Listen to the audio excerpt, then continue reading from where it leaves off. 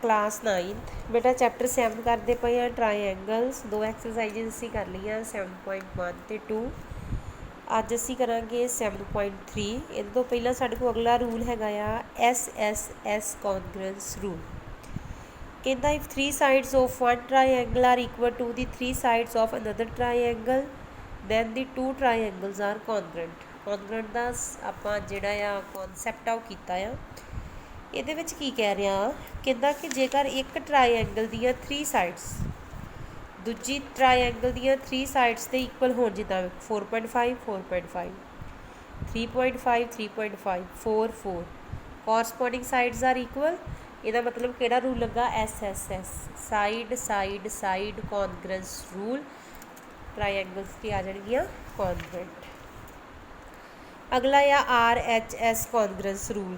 मतलब कहता जेकर दो राइट ट्रायंगल्स होन तो hypotenuse and one side of one triangle are equal to the hypotenuse and one side of the other triangle equal होन then the triangles की होणगियां कॉन्ग्रेंट। वेखो जेकर दो राइट एंगल ट्रायंगल्स आ, देखो बेटा जेकर दो राइट एंगल ट्रायंगल्स आ, हाइपोटेन्यूज जेकर दोवां दा सेम होवे, ठीक आ, ते कोई एक साइड इक्वल होवे, ठीक आ, दैन ट्रायंगल्स की होणगियां इक्वल।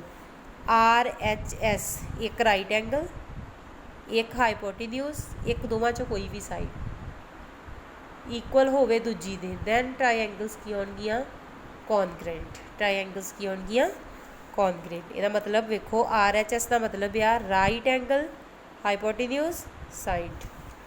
क्लीयर। अगे आ गई एक्सरसाइज 7.3। बेटा ये जी एक्सरसाइज आ क्लास 9th एक्सरसाइज हैगी बेटा जी 7.3। एग्जामिनेशन पॉइंट ऑफ व्यू नाल बहुत इंपॉर्टेंट आ। 6 मार्क्स का सम आता होंदा इहदे विच, ठीक है। फर्स्ट क्वेश्चन वेखो कहंदा ट्रायंगल ABC आ। देखो आ एक ट्रायंगल आ किहड़ी AB ते C ते DBC दूजी ट्रायंगल आ किहड़ी this one DBC। Two isosceles triangle. वेखो गिवन दे विच की लेना आ, हुण मैं सारी स्टेटमेंट नहीं पढ़ती पई, गिवन टू प्रूफ तुसीं लिख लेना आ, प्रूफ मैं दसन लगी आ। पहली लाइन तो ही मैं शुरू कर लगी है। उन्हें क्या दो आइसोसेल्स ट्रायंगल है, अगे मैं कुछ नहीं पढ़ना, पहला मैं ये लाइन का मीनिंग लिखना की है। मैं लिखन लगी हाँ इन ट्रायंगल ABC आइसोसेल्स है ना, ਇਹਦਾ मतलब AB के बराबर होगा AC they. And in triangle BDC BD के बराबर होगा DC they. This is given. ये आपां नूं की दिता है उन्हें, सॉरी ये आपां नूं की दिता उन्हें गिवन। क्लीयर। मैं कीता कुछ नहीं हाँ, सिंपल उन्हें इको ही लाइन कही कि दो आइसोसेल्स ट्रायंगल है, मैं उहदा मीनिंग लिखता कि दो साइडां की होणगियां equal on the same base BC and vertices A and D on the same side BC। कहता AD नूं एक्सटेंड कीता आ, इंटरसैक्ट करदी आ किहड़े पॉइंट AD लाइन नूं एक्सटेंड कीता कित्थे इंटरसैक्ट करदी आ P ते, ठीक आ। If AD is extended to intersect BC at P show करो। पहली चीज़ की प्रूव करनी है कि ABD किहदे कॉन्ग्रेंट आ बेटा ACD दे। वेखो first part in triangle ABD ते दूजी केड़ी आ ACD। दो ट्रायंगल्स लैके चले KBD ACD। वेखो आ साइड ये बराबर आइसोसेल्स आ साइड ये बराबर ABD। आ ट्रायंगल दूजी ACD, ये AB AC के बराबर आ, BD के बराबर आ DC दे। AD की आ कॉमन, किहड़ा रूल लगा साइड साइड साइड। ट्रायंगल्स की आ गई कॉन्ग्रेंट। ट्रायंगल्स की आ गया बेटा कॉन्ग्रेंट। क्लीयर सारिਆਂ ਨੂੰ? हाँ जी। लिखो फिर AB इक्वल टू AC, दूजा BD इक्वल टू CD ਜਾਂ DC जो भी लिख लो। This is given AD equal to AD। आ मैं की लिखता BD, ये होना ही BD sorry. AD equal to AD ये की आ गया अपने कोल कॉमन। किहड़ा रूल लगा side side side congruence rule A B D जी ट्राइएंगल आ वो कि कॉन्ग्रेंट आ ए सी डी ने। हुण इत्थों दा मैं एक होर चीज़ लिखने लगी by C P C T आदो एंगल इक्वल होगा। इसका मतलब एंगल बी ए डी कि इक्वल आ गया सी ए डी। मैं ना बेटा इनू वैसे ही लिख लिया भी किते लोड़ ही पै जाती है। ठीक है, इसका नंबर पा लो 1। इसका नंबर कितना पा लो बेटा 1।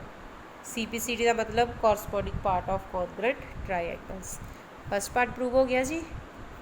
सैकेंड पार्ट देखो, सैकेंड पार्ट की कह रहा है कहता ए बी पी जिन्हों प्रूव करना ए बी पी कि कॉन्ग्रेंट प्रूव करना है ए C P they.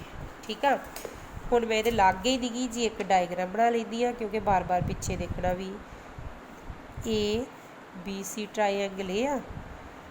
This is point P, this is point D। A B P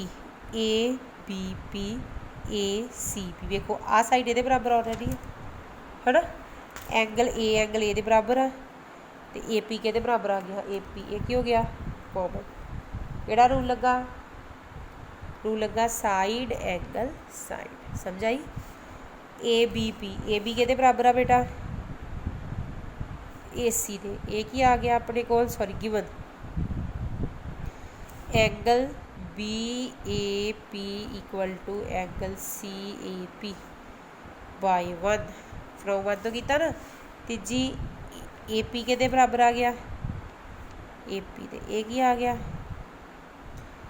common. बेटा मैं 1 में लिखिया आ angle B A D equal आ सी ए डी दे। देखो एंगल सेम ही आ भावें डी तक लै जाओ तो भावें अगे पी तक लै, फर्क कोई नहीं है। ठीक है, A P equal to A P केड़ा रूल लगा side angle side congruence rule A B P triangle के कॉन्ग्रेंट आ ए सी पी ने। ठीक है, हुण इहदे विच असीं की प्रूव किया by C P C T angle P के बराबर हो गया एंगल सी ने। लिख सकती एंगल ए पी बी के इक्वल आ गया एंगल ए पी सी ने। इसका नंबर पा लो 2 by C P C T by C P C T. जे किते लोड़ पऊ कर लाँगे जिते कोई नहीं। ए पी बाईसैक्ट एंगल ए तो ही पहले ही प्रूव करता angle A equal to angle A है ना। कहता ए पी जोड़ा आ वो एंगल ए नू बाईसैक्ट करता वो तो ही प्रूव करता तो एंगल डी नू भी बाईसैक्ट करता है। समझ आई। थर्ड पार्ट वेखो की लिखोगे from 1 angle B A D कि इक्वल आ गया सी ए डी दे। इसका मतलब it means A P bisect angle A. इसका मतलब देखो आ गया। हाँ जी,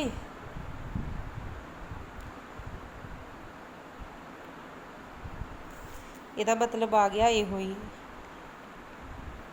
ठीक है, अगे वेखो जे मैं आ चीज़ लैके चलना केड़ी angle A D B plus B D P. जे मैं इन्होंने दोवां का सम करा तो कि बराबर होगा 180 दे बी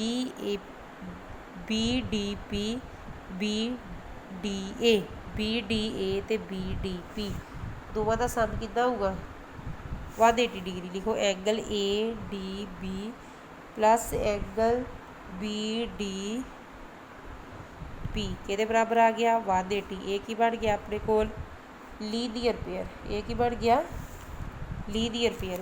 इसका नंबर पा लो 3। इसका नंबर कितना पा लो 3। इदा ही ए डी सी ते C D P A D C D P ये भी कि बराबर हो गया 180। ये भी की बन गया मेरे को लीनियर पेयर। इसका नंबर कितना पा लो 4। और राइट हैंड साइड दोवां दी इक्वल आ। इसका मतलब लैफ्ट हैंड साइड भी इक्वल होगी। फ्रॉम 3 एंड 4 आप लिखा ए डी बी के equal plus sorry B D P के बराबर आ गया A D C plus C D P. ठीक है, हुण ए डी पी बी ते बी डी पी किहड़ा एंगल बनिया साडे कोल एंगल बन गया ADP। ठीक आ। एक चीज़ होर देखो, जदों मैं फस्ट पार्ट प्रूव किया आ, इत्थे मैं लिखता आ एंगल ये बराबर है ना, आ भी लिख सकती ना बाई CPCT, आ एंगल ये बराबर आ लिख सकती हाँ। इत्थे मैं लिख सकती हाँ एंड एंगल केड़ा ADB equal to angle ADC। ਇਹਦਾ नंबर पा लो A, ਇਹਦਾ नंबर कितना पा लो A, कोई भी नाम रख लो, मैं बाद चो लिखन डई हाँ बाई CPCT। ये भी बाई CPCT आ गया। हुण वेखो ADB किहदे बराबर आ, ADC दे। ADB plus BDP equal to ADB plus CDP। वेखो बेटा मैं की लिखिया, ADB की थां ते ADC की थां ते ADB लिखता, कट्टे गए, मेरे को की बचिया BDP एंगल के बराबर आ गया CDP दे, के बराबर आ गया CDP दे। इहो चीज़ मैनू प्रूव करनी ही, BDP के बराबर आ गया CDP। ਇਹਦਾ मतलब आ एंगल ये बराबर आ गया। इट शोज़ ये की शो करता आ, ये शो करता आ कि AP बाईसैक्ट एंगल D। अगे कहता AP is the perpendicular bisector of BC। AP की आ परपेंडिकुलर बाईसैक्टर आ किहदा BC का। ठीक है, हुण जब मैं दूजा पार्ट प्रूव किया, दूजा पार्ट प्रूव किया तो मेरे को आ एंगल ये बराबर मैं लिया ही, आ भी चीज़ आ जाऊगी BP equal to CP, BP equal to CP। ਇਹਦਾ नंबर पा लो B। बाद चो तुसीं नंबर भावें सही कर लियो, मैं हुण B नंबर पाता। ठीक है, मैं लिखन लगी हाँ फ्रॉम B, BP के बराबर आ CP दे, BP के बराबर आ CP दे, ते फ्रॉम टू APB के बराबर आ गया APC दे। क्लीयर। हुण वेखो इन्हां दोवां एंगल्स का सम कितना होगा bye linear pair 180 degree. APB ते APC दोवां का सम कितना होगा 180 degree. Angle APB plus angle APC के बराबर आ गया 180 डिग्री दे। हुण मैं चीज़ इत्थे हुणे प्रूव की है, दोवें एंगल की आ equal. APB plus angle APB के बराबर आ गया 180 from two of angle APB के बराबर आ गया 180, APB के बराबर आ गया 180 ओवर 2 कितना आ गया 90 डिग्री दे, के बराबर आ गया 90 डिग्री दे। It means angle APB equal to 90 degree and BP के बराबर आ CP दे। इट शोज़ ये की शो करता पिया आ AP is the perpendicular bisector of BC। This sum is very important, इनू चंगे तरीके नाल कर लो। ठीक है।